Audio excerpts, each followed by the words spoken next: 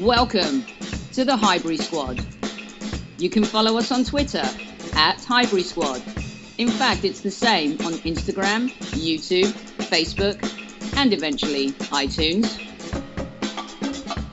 Join me, Sophie, aka at Soccer Diva, Amanda, aka at Gooner Girl 1969, and our very special guest, Super Kevin Campbell. It's just like being down the pub with your mates.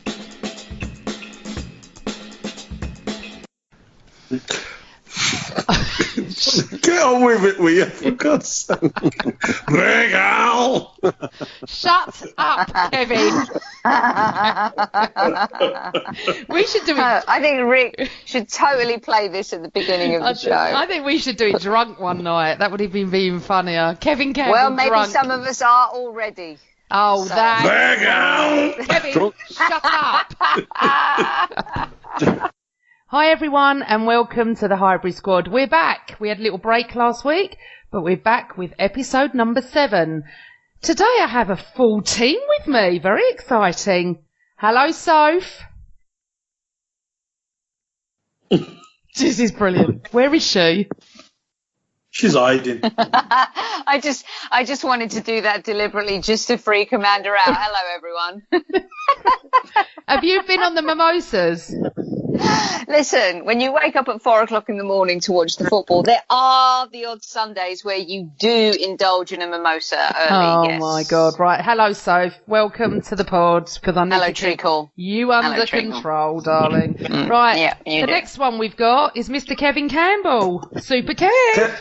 Hi, Amanda. Hi, Sophie. Oh,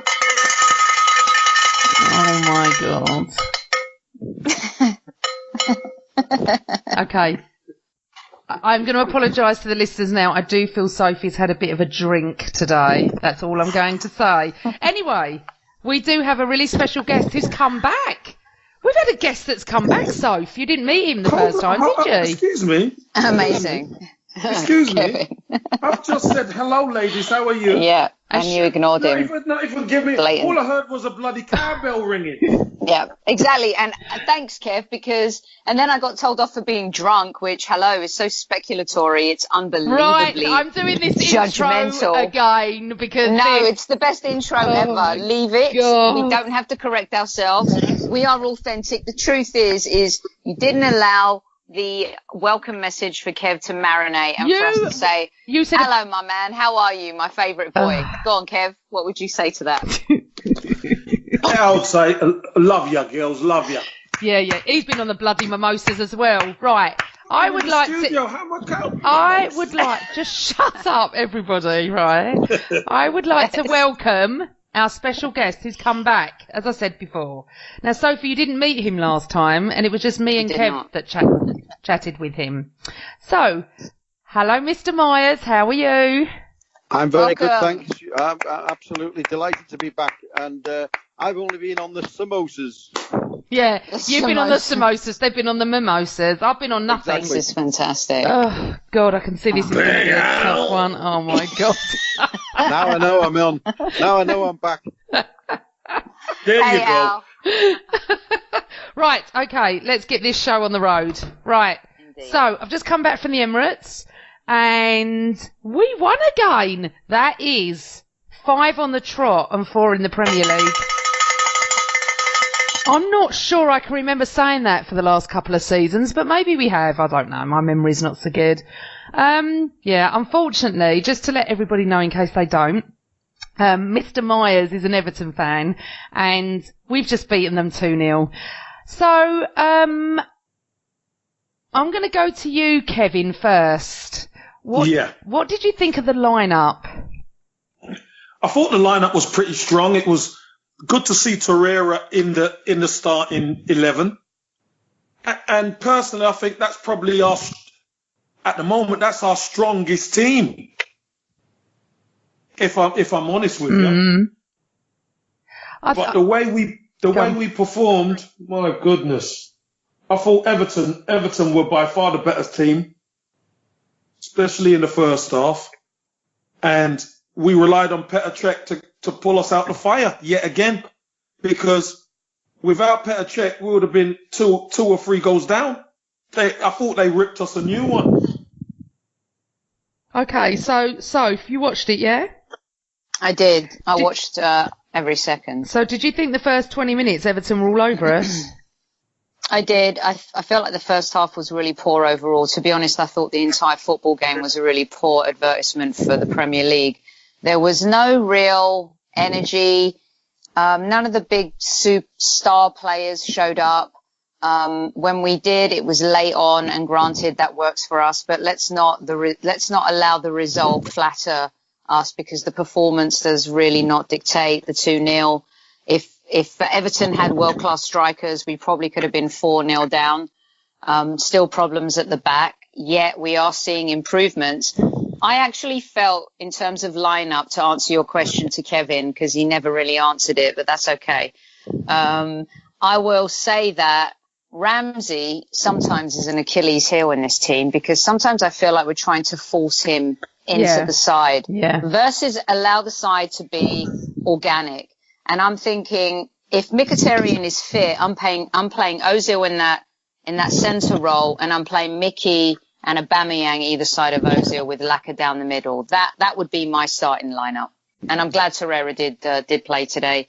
I think he allows Xhaka to be a better player, and I think we've seen the evidence in that. Yeah. Alan, so what Sophie just said there is quite true. I thought that if you'd have taken your chances, if you'd have had a striker, not even world class, but a striker, I think you could have been 2 or 3-0 up in the first half. What do you think? Yeah, well, I think I've just been talking to a lot of Evertonians. They're on the wake that we usually have for a couple of hours after a game, after a defeat at least. And I think it's about quality. First of all, the quality of the first goal, the lack of quality in our strikers, and the fact that we didn't have someone who could put the ball in the net when they should have done, and the quality of the officials, because I thought the second goal was clearly offside. Whether that makes a difference or not in the final result, who knows? But I just thought it was all about quality today. You had it certainly with the first goal. We didn't, and as I say, the linesman in particular let us down. Yeah, it was offside for the second goal. That was so bad. Yeah, that was so bad. We never normally get those, do we? So I was quite pleased, to be honest. Shocking. Can we I always just do, quickly? but the wrong way. Big Al. Yeah. Don't forget as well, there was a handball on John Joe Kenny which could have been given. Yeah. And the referee didn't give it. So it swings and roundabouts sometimes. Kev, what, the penalty? Yeah. It wasn't a penalty. But it wasn't a penalty.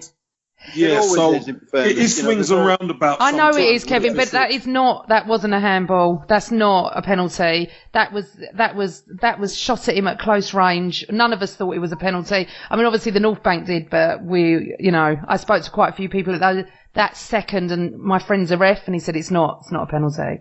But no, what I'm saying is, I know what you're saying. But go on. We've seen them given, is what I'm saying. Yeah. I'm not saying that it was. I'm saying we've seen them given. So, if the referee would have given it, you couldn't say it wasn't, because he moved his hand towards the ball. Yeah. Ifs and maybes go both ways, don't they? I know that. Exactly. But the second goal was so clearly, it was a shocking decision. You can't blame the referee, because he wasn't online, he couldn't see it, but the linesman should be seeing that. I've seen some stills of it, and it's absolutely shocking. Yeah. But the bottom line is Everton really should have been 2, possibly even more up. And Kevin mentioned Cech before. Cech was fantastic today. I know he's had his critics of late, hasn't he? But today he was first class. But we just, from an Everton point of view, we just need to have better quality in those positions. It's as simple as that. The difference that Richarlison made to our side today was, it was an education really, because you just thought, wow, the difference from the last 3 games when he's been missing, it's a worry in some respects. Okay, so we're going to talk about Lacazette. Lacazette's goal was just beautiful for us, Alan. It was just. It was. He, you know what? He epitomises everything that we want. And I'm pleased that now he's starting regularly. And also, as Kevin said, Torreira starting, everyone just whooped when we found out. We were like, yes, finally. But I also believe that he's done the right thing, Emery, with Torreira. I do. I believe he's bedded him in. He hasn't thrown him in straight away. But I want to come to Sophie with something, because this is what was being discussed as we left the ground.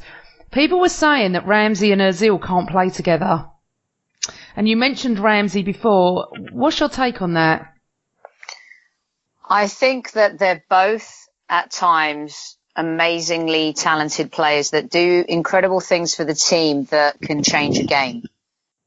I also think that we're running into that kind of discussion for the England team, where everyone used to say Lampard and Gerrard couldn't play together because they nullified each other in so many ways. Personally, I don't see Ozil being the same kind of player Ramsey is in terms of those box-to-box runs that he makes. And in my opinion, sometimes when I see Ramsey at his best, he reminds me of a Gerrard. The problem I have with Ramsey is I feel like he disrupts the rest of the team and the rest of the balance. Because he makes those runs so often, I feel like some other players are always caught in that protection mode. And I would personally rather see somebody like Ozil playing behind Lacazette, Aubameyang on the left, Mkhitaryan on the right, and Ramsey coming off the bench or being in midfield if a Torreira or a Xhaka is injured. I feel like Xhaka and Torreira have the opportunity to really build a partnership. I think Guendouzi and Torreira are the future, but that is a long, long way away. And I feel like Ozil needs to really step up, because at least Ramsey shows effort in games. There were times today where Ozil's tracking back was pathetic and laughable. And even Lee Dixon brought it up a couple of times on the NBC broadcast here in the US. Kevin, do you agree or disagree with what she's saying? Yeah, no, at times I think there's a lack of balance in the team. I do. I think we've discussed that previously. Now, I think Unai Emery's got to make a decision, and he's got to make a ruthless decision. Look, there's still contract issues with Ramsey, so we don't even know if Ramsey's going to be there come January. But I think Unai Emery has to pick one of these players who is kind of a luxury. You can't have everyone. There's got to be one, and then you've got to build around that creative player. If he's going to be Which one are you picking, Kev? Which one are you picking? You want the truth? Yes. You can't handle the truth. I'll pick Mesut Ozil. 100%. That's who I'd pick. There's a shock in it, I'd say that. Go on. No, truthfully, I don't think Mesut Ozil has had the supporting cast to get the best out of him since he's been at Arsenal. I don't think he has. Santi Cazorla, Alexis Sanchez, Olivier Giroud, who's bringing out the best of Eden Hazard right now. His best start to any Premier League season at Chelsea. He hasn't had the supporting cast. Maybe he needs to support himself a little bit more to come alive in games, Kevin. Come on now. Sophie, let him speak. I'm on about supporting cast in the midfield. Defensively especially. Because we know Ozil ain't tracking back. So he needs that support defensively. That's what he needs. And I don't think maybe he needs to be a bit more responsible himself, as well as finding the support of his teammates. So do you think he's the only one that played badly then? Because you keep mentioning him when there was quite a few that played badly today. Don't put words in my mouth. I never said that. The question was directly about Ozil and Ramsey. And as Alan would testify... You're talking about Ozil tracking back, but there was quite a few today that were quite poor, if I'm honest. Because Ozil was the conversation. That's why I mentioned Ozil. And if you want to ask me about the rest of the team, no, I don't think any of them tracked back properly. I don't think any of them played well at all. I thought Aubameyang had a really poor game in particular. I thought that the back four... I thought Rob Holding did really well when he came on, to be honest with you. And I would rather play Rob Holding than Mustafi. How about that, Alan? Well, I was going to say, I don't know whether you know, but that was the first clean sheet that Emery's got in the 7 games. Yeah, we do know. Yeah, and all I ever hear are Arsenal fans talking about the offensive side of the team, which is great, and that's Arsenal that through the years. We know that the great players are always the offensive players, but one of the greatest things that came from Arsenal with the Invincibles and with teams around that era was the defence. Was that great defence. But do you think the defence is a worry for you still? Yes, Alan. The problem is Wenger's left us with this defence, and it is a problem. I mean, Socrates is doing well, but it is a major problem. But Socrates. But it's really interesting you mentioned that, because my man of the match was Petr Cech, and I think he's kept us in so many games recently. The only thing I've got an issue with Emery with him is playing it out from the back. Cech doesn't look comfortable doing it, so why not play to Cech's strengths instead of doing something that he's not comfortable with? And we did have an issue with that a couple of games ago. I thought he did better today, PG, because I thought there were a couple of times where he knew he was going to be uncomfortable and he hoofed it, and I was happy to see him hoof it. And I think if he can make those decisions at least 2 or 3 times in a game, to me today he seemed the most comfortable with the ball at his feet. He when always he made looks those awkward, decisions. doesn't he? He does. He does. And he looks almost as if he doesn't like doing it. He doesn't. I don't think he does, Alan, and that's my issue. Of course he doesn't. He doesn't. Kev, what do you think on Cech? Can you see what I'm saying about him saving us in games at the moment? Yeah, I could definitely see that. Look, he's got all the experience, hasn't he? He is still a fantastic goalkeeper, and asking him to do things that he's not comfortable with makes everybody uneasy. Yeah. Getting the ball at the back and trying to play out it makes me nervous, man. But Kev, one of the top 3 things that managers, coaches, director of footballs, whoever it is, look for now in a goalkeeper is the feet, because that's the game now, isn't it? And that, it was one of the things that attracted Everton to Pickford, because he's good with his feet, and I think, is that a problem going forward if you're going to be looking to challenge at the top? No, when you consider, look, the Unai Emery's brought in Leno. Bernd Leno is going to be the number 1 and take over in the near future. Let's be brutally honest. But he's paying a lot of respect to Petr Cech and giving him the opportunity to play and to show his experience, which you're right, Sophie, today he was much better. There was times where he didn't take any chances, especially there was one late on in the second half where he's gone out, he's got the ball and it went out to the right-hand side and he just put it out for a throw-in and run back into his goal. That will do for me. Me too. Totally. Here, I have something for you guys, right?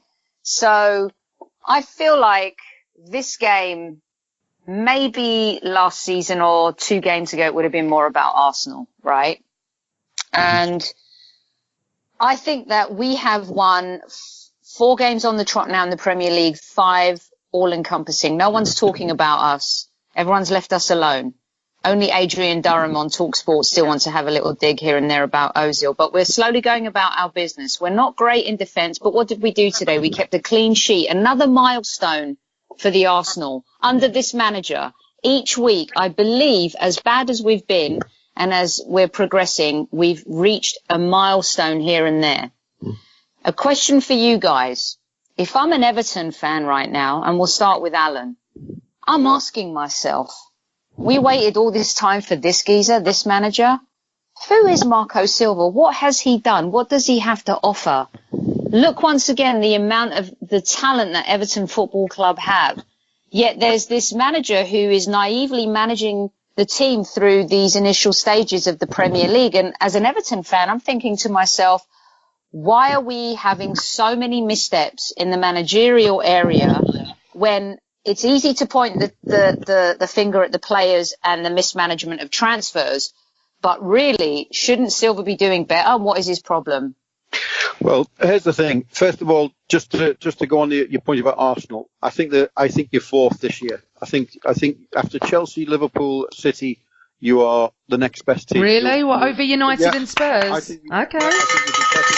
I think you'll be better than Spurs and Man United this season. I think, especially if you add something in January as well. I just think there's something about you. I like the way you play. I like everything. But anyway, that's what I think about Arsenal. As far as Everton are concerned, listen, we're in a situation now where this is our 4th manager in 5 years or whatever it is, just over.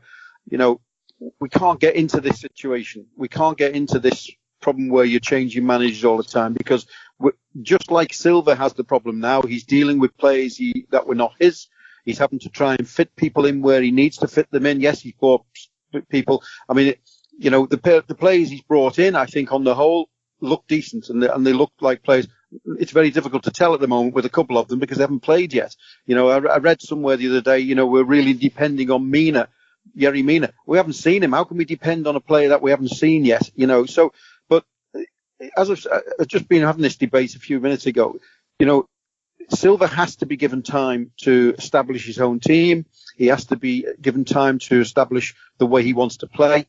There are a number of issues why that isn't happening at the moment. Injuries, and they are self-inflicted because we bought 2-3 players who were injured. But there have been others in key areas. So that's the first thing. We've got to give him this time. But in the meantime, you have to pick up results. And forget Arsenal today. Arsenal is always a difficult game, no matter when you play them, no matter how you're doing. But to play against Huddersfield, to play against Bournemouth, to play against West Ham when they were bottom of the league, these are the games that he should be picking up results, and that's the concern for me, is that we're not picking it. There's 3 games to come now in Fulham and Southampton. Oh no, Southampton's to come. But there's 3 games. Crystal Palace, I think, is the other one, where they've got to pick up points now. They've got to start winning games, or else there will be a trouble. They will find themselves down the lower end. And then you've got to question those players, which, most of them are the players that haven't performed in the last 2 or 3 years. It's as simple as that. So do you think that your natives, your little Scouse natives, are going to give him time? Because I know a few Evertonians, and it's getting a bit, isn't it? No supporters give managers time They anymore. Should, though. They should. But they don't, though. They don't. I mean, look at you guys with Wenger. Now, listen, Wenger. Oh my God, we gave him way too much time, Alan. No, you did give him time. But what I'm saying is, you didn't want to give him time, did you? The club gave him time. You didn't. No, but after about a certain amount of time, Alan, not straight away. It was. No, not straight away. Yeah, but he'd already proved himself, hadn't he? What I'm saying. What I'm saying is, when you don't start, when you start not winning, the fans, and there's nothing wrong with that, because that's what fans pay their money for. But we live in a game now where people have got to give instant success. Now, I see players now, young players coming in, and because they score 1 goal in a game, they're the next best thing. Since sliced bread. So it never worked like that. And there's another problem that Everton have got. They've got lots of youngsters.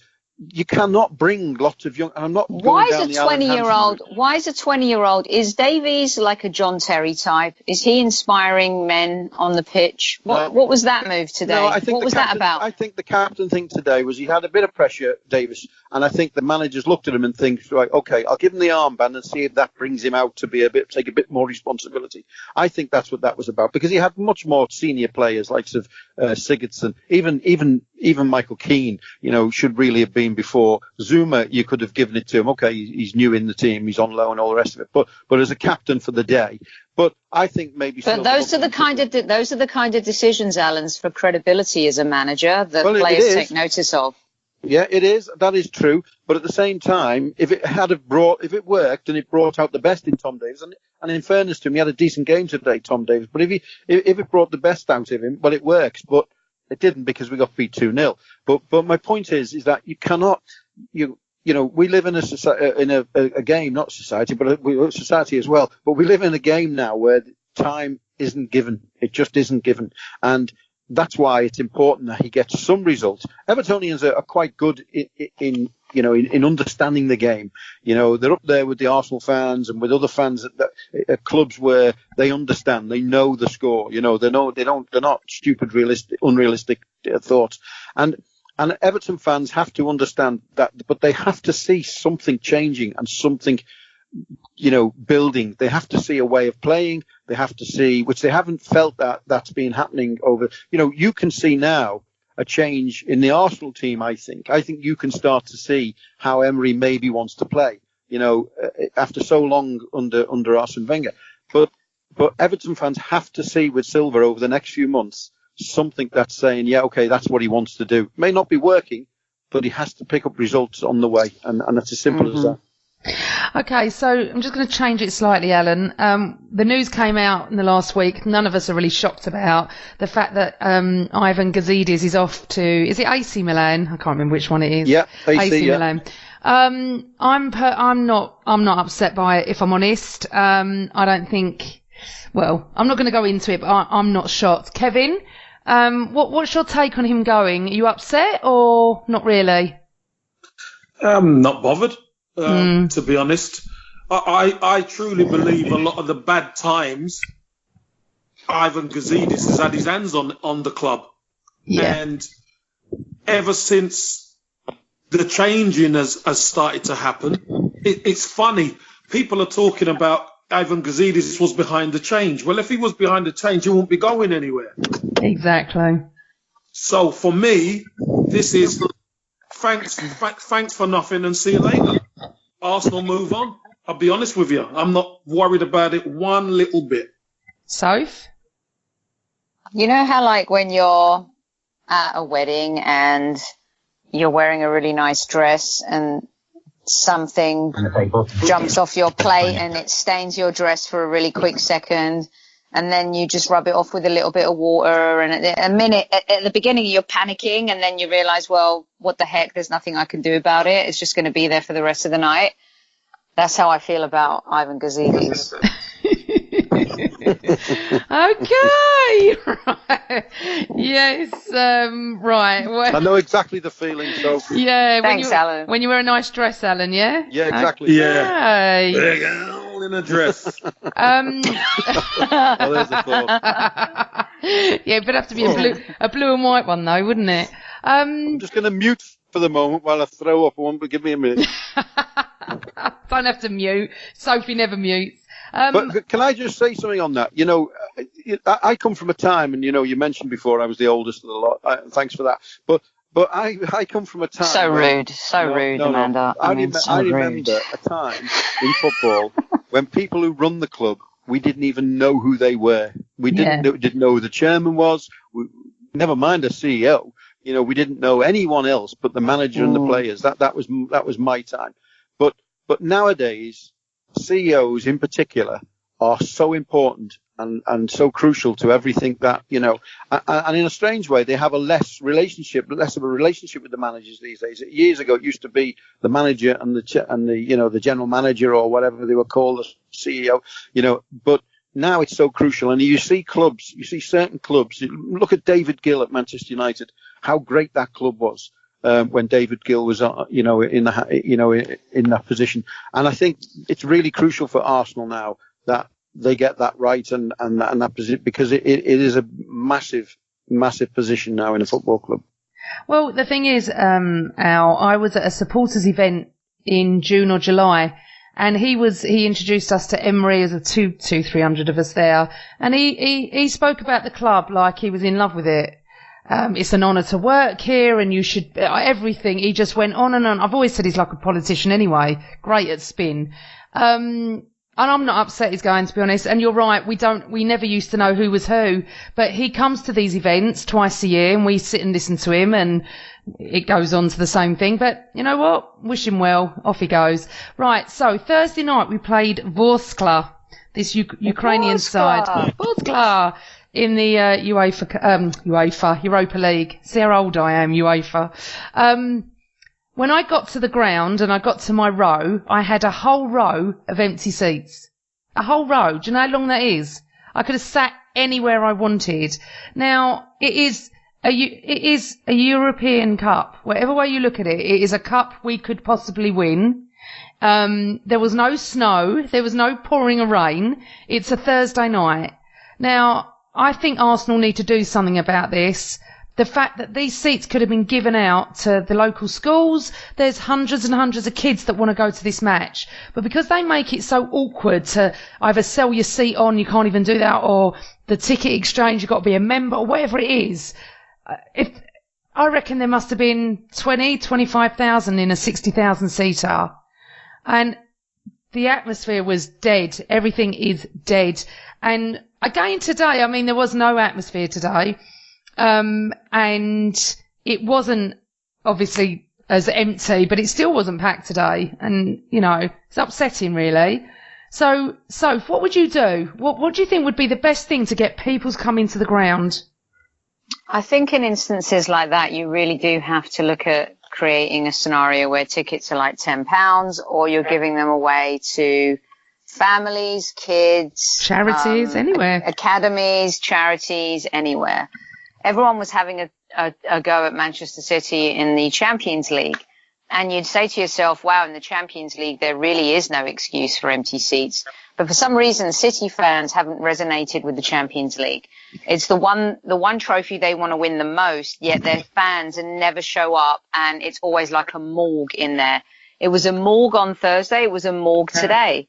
You have to inspire the fans. And right now, Arsenal fans are uninspired. Football fans are uninspired. They are seeing players being paid much more wages every single week. I'm not saying it's right. I'm just saying the perception is social media may have brought fans together closer in conversation, but the fact that it used to be the working man's sport and there was a connection between the fans and the players, that doesn't exist anymore. And so the longer that this kind of goes on, the more fans are going to stay away from the game. My cousin, for example, today, he was on his couch. He's a season ticket holder. He didn't go to the match. Why didn't you go to the match? Until the team improves and until I've spent thousands and thousands of dollars going to the Arsenal, they don't seem to care. Why should I? There are a lot of fans like my cousin. I'm not saying it's right, but they exist. It's happening in football right now. Okay, so Kevin, if you were playing in front of that crowd, and obviously we did have small crowds at Highbury, but it's a little bit different nowadays, how would that have made you feel on Thursday night?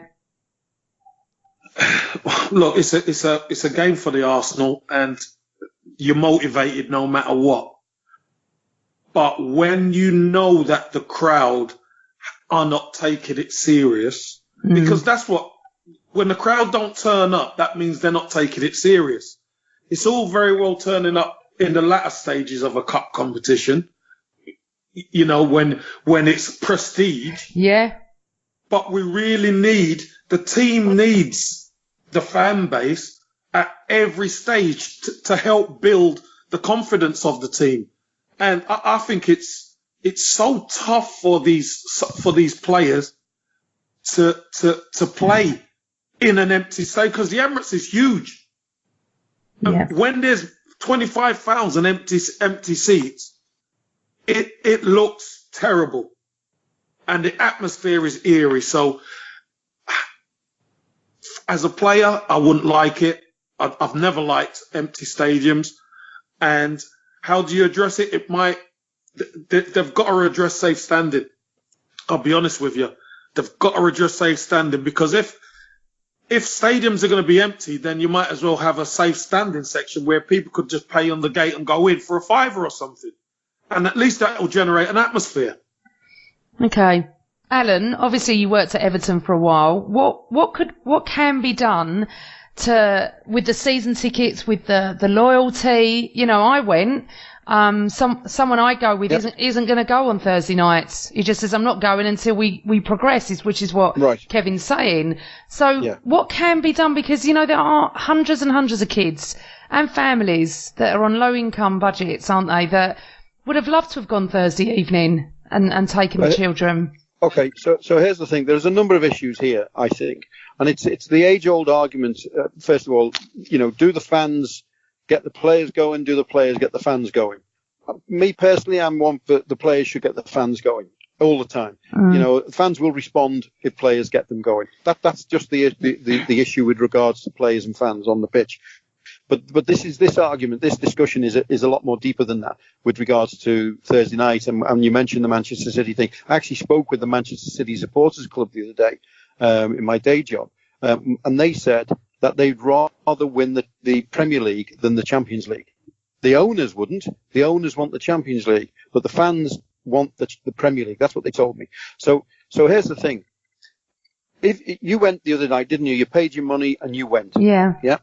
Now, so if some guy comes and sits next to you and say, "Oh, I'm on a local charity thing. I've got this ticket for nothing," how do you feel?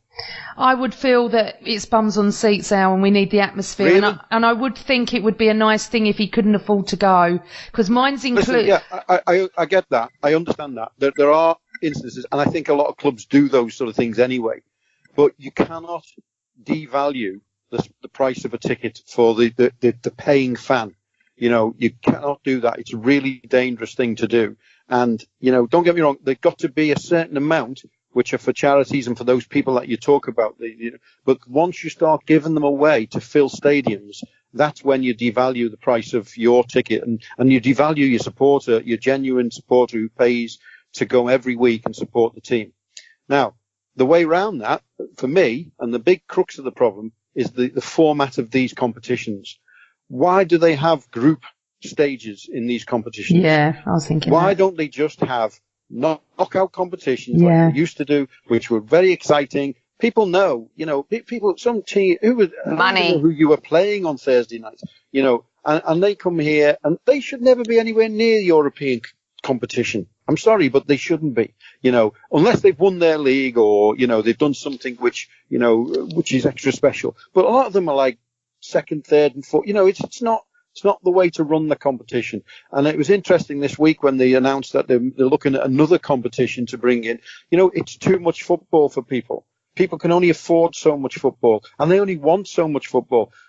Many years ago, we never had all this business around football during the week, all the news stories, there's something spectacular every day now about football, whether it be, I don't know, whatever story you want to, there's always a story. By the time we get to the match on a Saturday, we're shattered. We're not ready for, the football's almost secondary, and. Yeah, but Alan, they don't care about the fan going through the turnstiles anymore. They care about fans like me who are living in LA. That's who they care about. That's where the money is. Well, that's it. And funny enough, at Everton, when I was at Everton 4 or 5 years ago, one of the things that we really, really concentrated on was the local bums on seats fans, because we wanted to fill that ground every week. And we had a task force, with a number of people within the club from different departments, media, from, community, from commercial, and we used to meet for what we called, at-risk games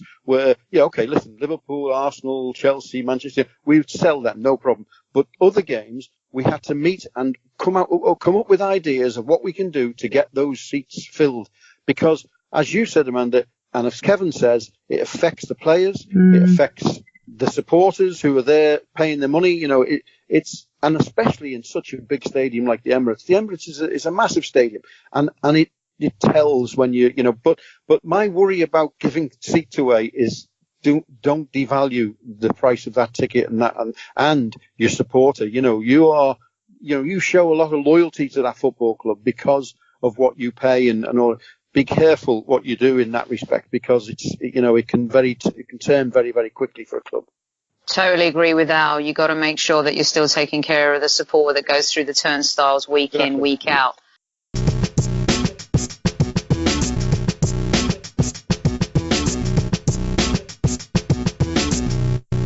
All right, kids, it's time for a little agree or disagree. I'm in charge now, Amanda. How do you feel about them apples? I actually think you've been in charge the whole time, but carry on. That's fine. I wonder where Kev is. Is Kev still alive? Hello? I'm here.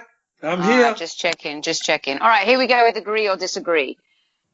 I'm going to ask the question, and I'll go around, and everyone answers at the same time. Not at the same time, but one after the other. Okay, Al, we'll start with you. Alexandre Lacazette is the number one player on the Arsenal team sheet right now. He is the first name on there. Agree or disagree? Agree. Amanda? Agree. Kev? Yep, I agree. Super All Laca. right. I like it. All right. If the Dallas Cowboys are America's so-called team, then Wolves could become England's team and the team that we all fall in love with. Al, agree or disagree? Ooh, that was a big sigh. Big sigh from Al that will cause some technical issues in the edit suite. Disagree. Disagree. Amanda? No, disagree. Kev? 100% disagree. Okay. Eric Dyer's last name is completely appropriate. Alan? Disagree. Amanda? Agree. Kev? I agree. Sorry. Now spot the man who works for Sky. Exactly. Now spot the man who's not an Arsenal fan. No, listen, he's an ex-Everton player, so I'm saying no. Oh, okay. Get it now. All right, not that this is the Spurs bash corner, but it has to be said, the Spurs turquoise kit is one of the biggest football fashion disasters in the history of football kits. Alan, agree or disagree? Agree. Amanda? Agree. Kev? Unanimous. All right. Agree. All right. Firmino is Liverpool's most important player since Luis Suarez. Al? Agree or disagree? Disagree. Ooh. Amanda? Disagree. Ooh. Kev? He knows where it's at. Disagree. All right. I'd like to know which player. We can come back to that. Sergio Aguero is now in the Gianfranco Zola, Eric Cantona, Thierry Henry, and Alan Shearer conversations when you're talking about the greatest that have played in the Premier League. Al? Always has been. Agree. Yeah, I agree with that. Kev? Unanimous. I agree. We're all agreeing. That's it, host. Back to you. Too much agreement on that front. And I'd like to know from each of you, who's the more important player than Firmino since Suarez left? Well, for me, it's Virgil van Dijk. Yeah, I was going to say that. It's exactly what I was going to say. Yeah. It's been there 2 minutes. 2 minutes. And look what he's done for them. Look what he's done for them. He's been there 2 minutes, but they waited about 10 years for him. Yes. Yeah. We could have done with VVD, that's for sure. We could have done with a lot. Yeah. All right. Amanda, I've got one more for you. Now, there's a lot that's been going on, Alan. Sometimes we've got to keep these kids in check. Yep. I don't know if you heard the show a couple of weeks ago, but Amanda was the, not victim, I would hardly say victim, but she actually was the perpetrator in causing football treason, changing her football pick the day of the game. And something else has come to light, and so it has made me create a housekeeping segment on the Highbury squad. And Al, the only person I feel like that can help this week is you, because Kevin Campbell had made his pick for the Everton game. And because Amanda also had the same prediction, Mr. Super Kevin Campbell, who has scored so many wonderful goals in front of the Goodison faithful, changed his pick, sent a video, which I had to witness and then post to social media. And I'm just wondering what your thoughts are on that, when he lambasted Amanda for changing her pick, and now he, because she chose the same pick, did exactly the same as her. I don't know if any of that makes sense, but that is our housekeeping issue. Please continue. Well, I think once you say something, you should stick by it, no matter who you are and when you do it. You know, it's as simple as that. But as Kev will know, there are no mates in this game. So, Mr. Myers, a woman's prerogative is to change her mind. No, we're not talking about you, Amanda. We're talking about Super Kevin Campbell right now. He lambasted you. Think about this, for changing your pick, and he did the same this week. So the changing is not the issue, really. The issue is having a go at somebody for changing when you change yourself. He's just done it. Yeah. But may I say, the reasons that Kevin changed his pick are a little different to Amanda's, and I will go on record as to say to this before I hand over to the man on trial here today, is that he changed his pick because Amanda picked the same. Amanda changed her pick because she saw the team sheet. Very different. All right, Super Kev. Very different. And what I have to tell you is this. What is it? Better be good. I put my video up, and I got... Up where? Up on the WhatsApp. I'll join WhatsApp. Okay. Yeah? Saying 3-1. Not public then, so no public. No, mine was public. Okay. Sorry? Mine was public, though. Public where? If I hadn't seen it. Was it a video? No, it wasn't a video. Right. An Everton forum asked me for some questions, and they asked for my... It was an Everton forum you done it for. Excuse me, I'm talking, so can I say my... Yes, you're the one on trial, not Amanda for once. Bossy. Amanda is actually not the one on trial for once. If you just listen, so I put my video up like I always do, saying 3-1. I get a snooty message. No, let's be honest. Saying from Amanda saying I chose 3-1 is mine. I chose 3-1. Oh, I never said that. I laughed and went, we've got the same predictions. I've got 3-1, and you went all hussy pussy. I went, I'm going to change it now. No. Honestly, listen, it's like having a naughty brother. I and send it, so I've got no problem with that. Go on then, go on. So what I'm thinking of is this: if Amanda's got 3-1, I'm not choosing 3-1 because I've got to choose something different. Remember, I'm only putting it on there, so I respected Amanda's privilege that she'd already got it on the forum and it's 3-1, so I changed my pick. That's all. Yeah. Can I just jump in here? Because is it relevant in any way, shape, or form that you were both wrong? Big Al. I'm making my prediction. Amanda's making a prediction. I'm not gonna. Why can't having the same prediction as exactly, Amanda Alan. Don't make sense. Of course, he can have the same one. Thank you, Alan. In this instance. Excuse me. Order. But No. But your friend has said that we could, and he's the one. He's the judge. So thank you, Alan. You're wrong, Kevin, and move on. I wasn't necessarily saying you can. What I was saying was, why can't you? That's what I was saying. There's no reason you can't. Rule? No. We actually need Walter Welbeck. We need Walter Welbeck. I mean, who'd have thought it? No. So can I just ask a question then?